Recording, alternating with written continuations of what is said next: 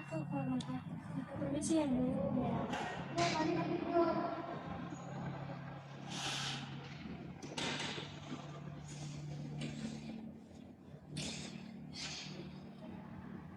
Gimana Salma? Duduknya udah nyaman? Sudah Bu. Gimana kabarnya hari ini? Kabarnya alhamdulillah sih Bu. Baik. Cuma ya seperti itu Bu. Jadi ada yang ambil hati seperti ini. Oke sama. Jadi perkenalkan ya Ibu dan bapak kamu yang akan mendampingi kami hari ini. Terima kasih ya Salma, kamu udah bersedia datang hari ini. Sebelum kita mulai, ada beberapa hal yang perlu kamu ketahui ya.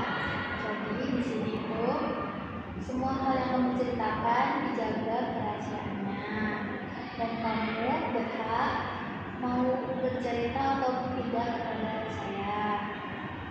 Lalu kita punya waktu sekitar 30 menit dalam satu kali sesi konseling. Jadi apakah kamu bersedia? Bersedia. Baik, kita mulai ya sesi konselingnya.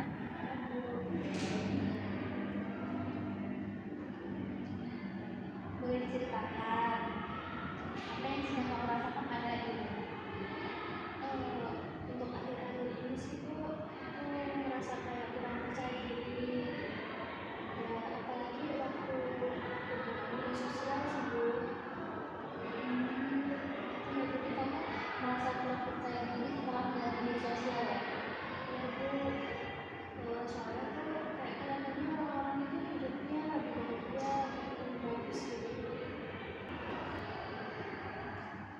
Apa yang biasanya kamu lihat di media sosial sampai kamu punya perasaan atau pikiran seperti itu? Ya, waktu media sosial itu aku lihat postingan orang-orang itu kayaknya hidupnya bahagia. Apalagi lihat postingan teman-teman aku, mereka tuh kayaknya kelihatan cantik, kemudian pinter, terus aktif.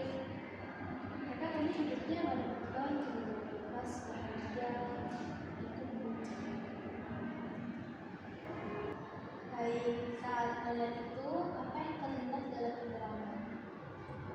Aku sih langsung mikir tuh kayaknya aku udah tinggal jauh deh dari orang-orang, terutama dari teman-teman aku, khususnya ya lingkungan aku.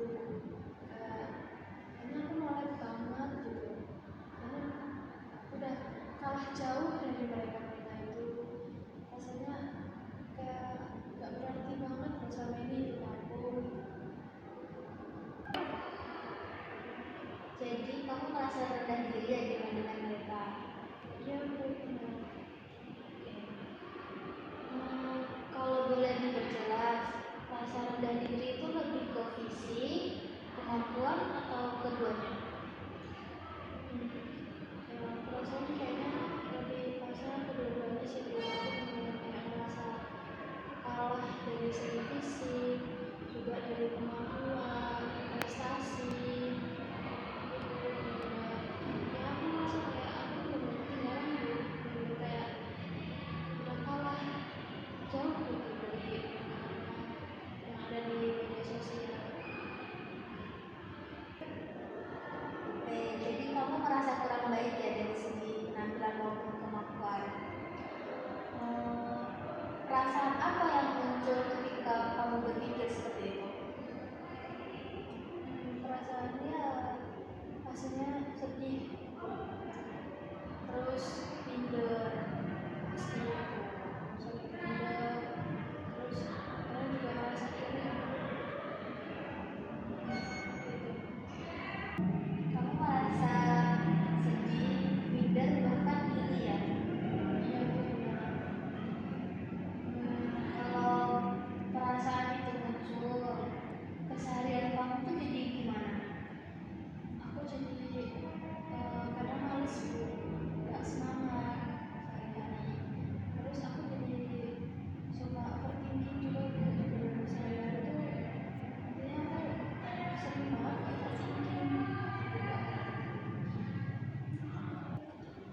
Jadi dampaknya kamu jadi kehilangan rasa semangat dan sering overthinking ya.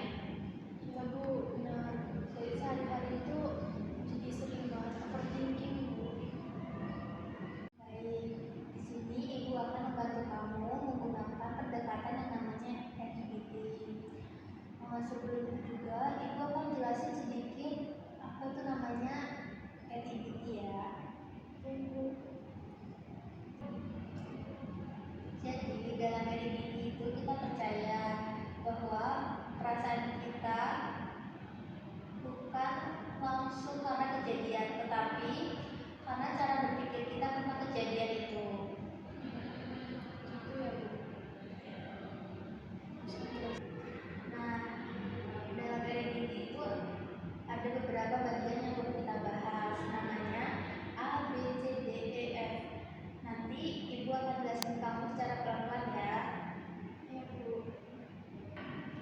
Oke, yang pertama itu A. A atau activating event.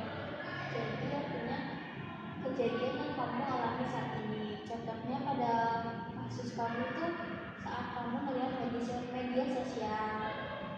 Oh, gitu ya Bu. Ya, seperti itu.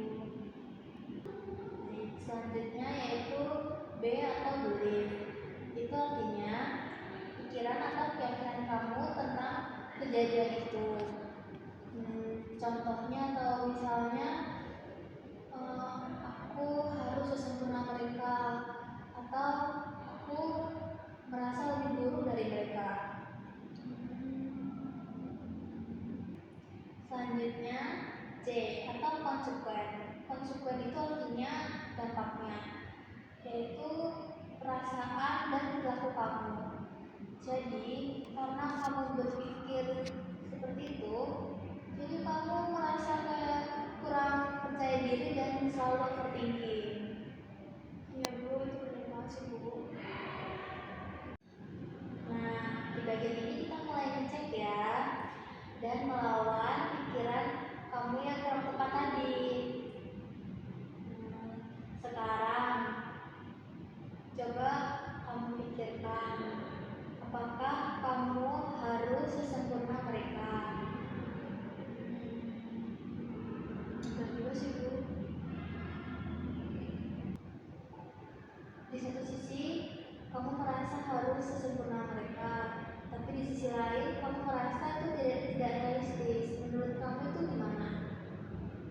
Iya juga sih Bu. Ternyata selama ini aku memang terlalu memaksakan diri sendiri. Lalu, apakah yang kamu lihat di media sosial itu sepenuhnya nyata? Enggak juga sih Bu. Kalau kamu terus berpikir seperti itu, menurut kamu itu menguntungkan atau merugikan diri kamu? Menurut aku itu malah merugikan ya Bu. Betul. Nah, setelah kita cek, sekarang coba kita bentuk pikiran kamu yang lebih sehat. Menurut kamu, pikiran apa yang lebih realistis? Menurut aku harus merasa seperti mereka merasa harus sesempurna itu. Setiap orang memiliki kelebihan dan kekurangan masing-masing. Seperti itu. Nah, itu juga sudah termasuk realistis ya. Nah, bagian terakhir ini adalah perubahan yang kamu rasakan dan kamu rencanakan ke depannya. Setelah kita bahas tadi, kamu merasa bagaimana sekarang? Sekarang aku merasa jadi lebih lega sama lebih tenang Bu. Bagus kalau begitu. Untuk kedepannya, apa yang kamu lakukan supaya pikiran kamu tetap rasional? Menurut aku kayaknya mulai mengurangi lihat-lihat media sosial sih, memakai media sosial, terutama melihat postingan-postingan dari teman-teman tentang hubungan, tuh supaya aku nggak terlalu overthinking lagi.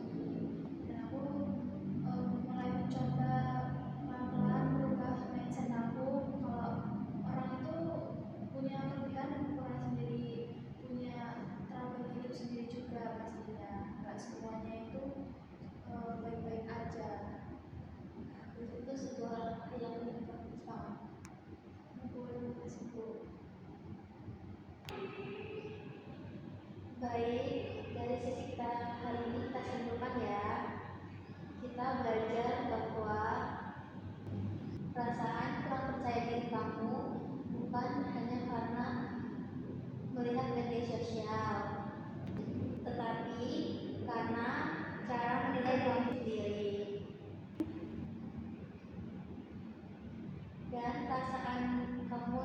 menjadi rasional, sekarang menjadi lebih baik.